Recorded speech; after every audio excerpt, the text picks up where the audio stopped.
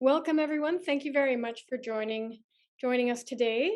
I am going to start off with a brief PowerPoint, and then we will look at the connection box that I have made. So, connection box, exploring different ways to connect with a loved one. So, this is my connection box on the screen, and it is shaped like a bicycle pannier, which is the bag that goes on the back of a bike, because it's made for my boyfriend and we cycle a lot together. So this is our connection box. It's what we have in common between us. And you'll see it live after this PowerPoint. So today we're going to learn what a connection box is using this brief PowerPoint. I'm going to share the box that I have. I'm going to talk about ideas about who you would have a connection box with, why we'd have a connection box, what to put in a box, and then any other ways that a connection box can be used.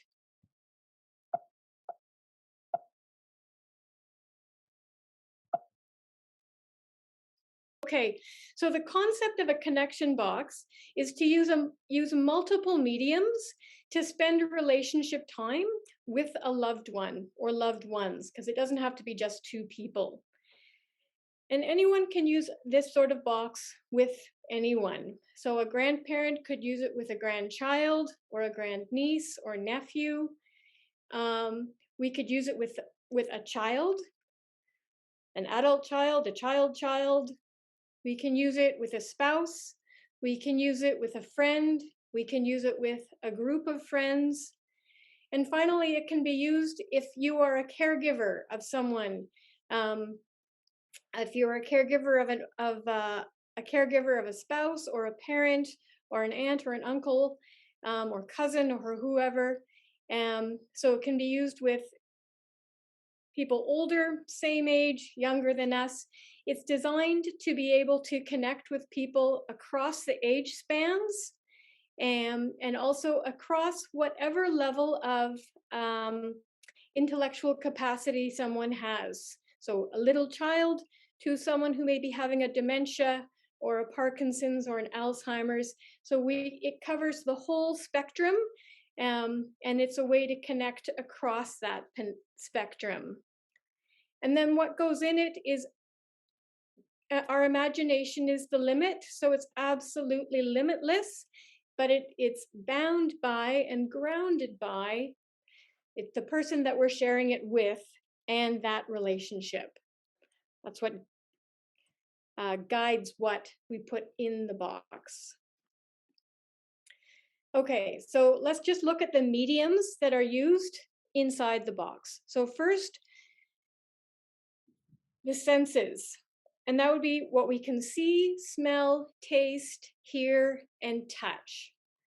Movement. We do things that we put things in the box that represent movement. We put things in the box that represent reminiscing, things that represent art, things that represent music, and finally things that represent intellect, which means anything that sort of makes our mind work a bit, or sort of mental stimulation. So first picture here is my box, which represents things in my box that I used for senses, for movement, and for reminiscing. So for the senses, you can see the white bicycle, model bicycle in the front, something to look at. The handlebar represents the movement for Brian and myself. And then the picture at the back of the box is a picture of a bike ride, one of our first longer bike rides that we did together, and we were both quite proud of ourselves for finishing it.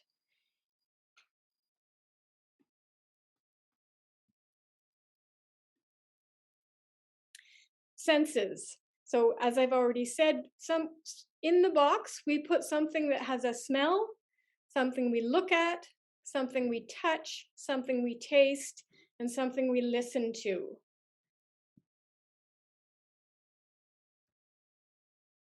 movement, we could write on a piece of paper a dance step, say a dance step that, like, say with a spouse, and it's the waltz that you always did, or it's someone who taught you East Coast swing, a special handshake that you have with that person or had, a clapping pattern. Like if it's going to be between two friends and you had a special clapping pattern as you were kids, that would be something that could go into the box.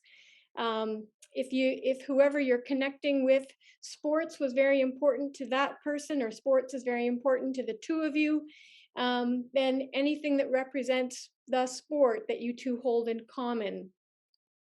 And essentially, it's any kind of movement that the 2, 3, or 4, probably about 4 would be the most you could have a connection box with, hold in common.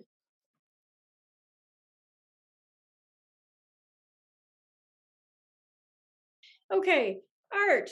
One thing that you can put in your box is a small art project that the two of you would finish at the time, an art piece that is important to the two of you, or a project that you've done, which is very fondly remembered. Music, something that you've listened to, a song that you made up, singing in the moment, or a song that you made up together and you're going to sing it again. I said that one, a song in the moment, a song to sing, or a song to listen to, any kind of music. And in fact, actually in my box, I don't even have a song. I have something else I'll show you. Okay, so intellect, anything that gets the mind going, any mental stimulation. So a brain teaser game that the two of you may have in common, a map, reading the map that the two of you may have in common, word games, number games, anything for mental stimulation that is in common between the two of you. Diving into my box, as I go through my box, these are the questions I'm trying to hope to answer for us: is who do we do this with? Why? And then what we put in it. Okay, so and then all the other ways we can use this. That's the end of our slides, thankfully. So we'll stop that bit and I will go round to my actual box. Okay. All right. This is my box. This box was built for myself and my boyfriend, Brian. It's focused around cycling. So who is it for? It's for Brian and I. Why? Anything. It can be when I just feel like being goofy and I want to bring it up. It can be, we have a race coming up, a really big race at the end of April that we have to start training for now. So I can use it, hey, okay, look, we got to get on the ball and we're going to dive into this box to get ourselves motivated to do the race. And it could also be repair. You know, we hit a rough patch in our relationship. I bring out my little box and sort of, okay, let's just sort of smooth some waters here, and use the box to do it. So first, the shape of it is like a pannier. Starts with the first sense, the sense of sight, and that's the box on the outside. Now, on the inside, this is also where the fun bit is. And I must say, I'm going to put it back together. It was really fun to build. It was really fun to think and plan out how I was going to put this together and then find the things to do it. Anyway, if you have a question about that at the end, I will most definitely go into detail. Okay, so here is my box. I'll try to tip it up so you can see inside, and hopefully everything won't fall out, but I will be bringing everything out bit by bit.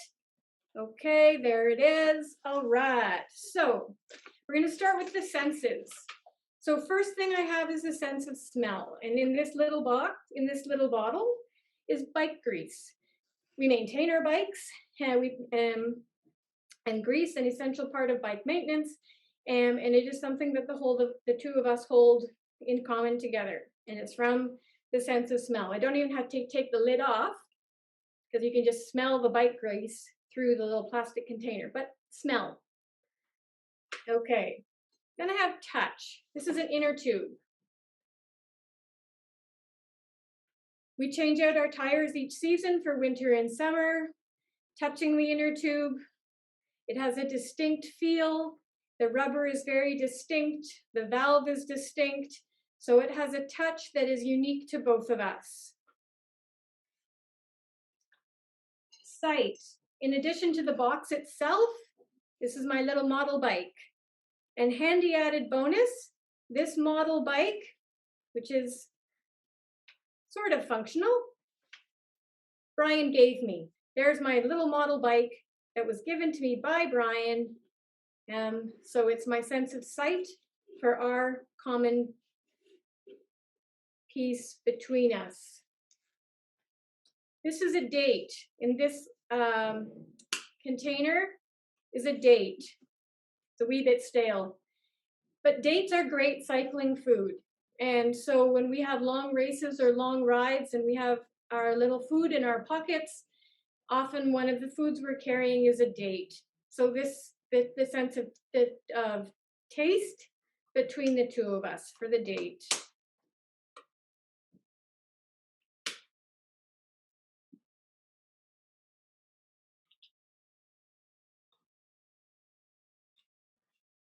And then finally, sound. So sound, this sound, I hope you guys can hear it.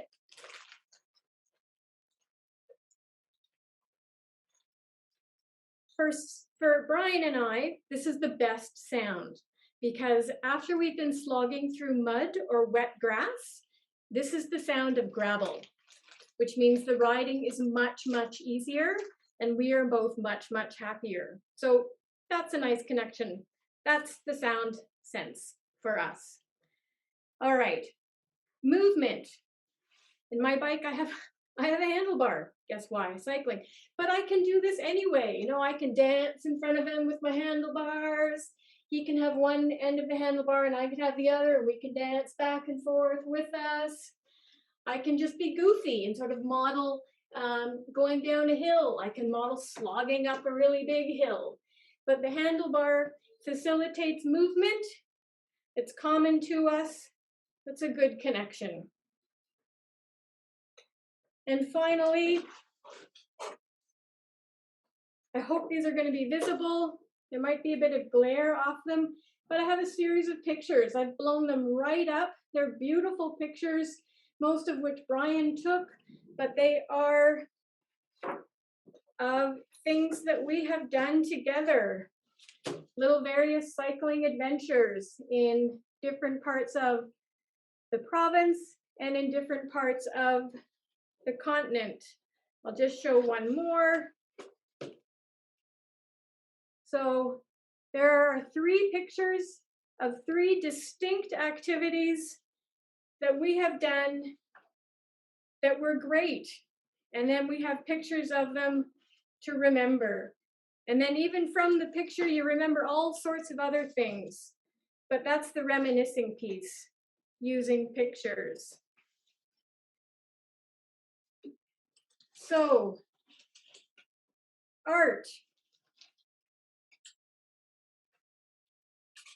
What I did with this box for art is I just made a really simple puzzle.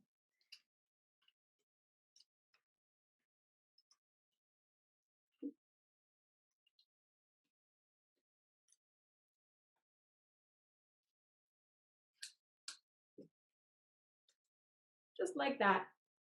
But what I've done is I have a baking sheet and those puzzle pieces, I cut out little pieces of magnet and put them on the puzzle piece. And we can build, it's very elementary, it totally requires our imagination, but we can build our dream bike using this. So we can pretend that we have got a different kind of handlebar and put in our red ones, and we can pretend we have the latest and greatest titanium lightweight frame and put it in. And then we can pretend that we've got the most amazing tires and wheels and put it in. And then we've got the very best possible seat and put it in. So the idea is that we're just using a puzzle that is basically kind of art and talking about bikes or what we would dream about a bike, things that are the biking piece and the pieces of biking that are common to us. And then this is my favorite. We also, because we do this a fair bit, or at least Brian does, he does this more than I do. We have our bike. This is the best one. Crash. Anyway, that's the picture puzzle of a bike crash. Multiple opportunities for putting together a bike crash. Okay. Intellect is the map. This is a map of the southern half of the Simcoe Loop. But just looking over a map, it can be any map, something that you have done, something that you want to do. It doesn't have to be a map, but that would be the way to use it. We have not done the Simcoe Loop yet, so we just looking at this map and mapping out how and where and what our pacing would be if we were to do the Simcoe Loop. And that's how intellect would be used as connection between us. And then last but not least is the music. And I don't have a song and I don't have anything, but I have something that can let me be a bit goofy, and I could sing if I wanted to, and I could just sort of sing a little song at the time using my bell. Okay. And that's a box. And that's the way I would use it. I do use it with Brian, where I have all the different mediums in the box. And when I pull them out one by one, I am creating an opportunity for us to connect around each item that's in the box. Now this box is it's totally cycling. Everything about it is cycling. It doesn't have to be that way. You don't have to be limited to a theme. So if you wanted to have a box, say, with a grandchild, you could have the senses about on one theme. You could have a different theme when it comes to art. You can have a different theme when it comes to music. So it's not, the whole box doesn't have to be one concept. It can be used across the ages and across someone who is cognitively well and someone who's not so cognitively well.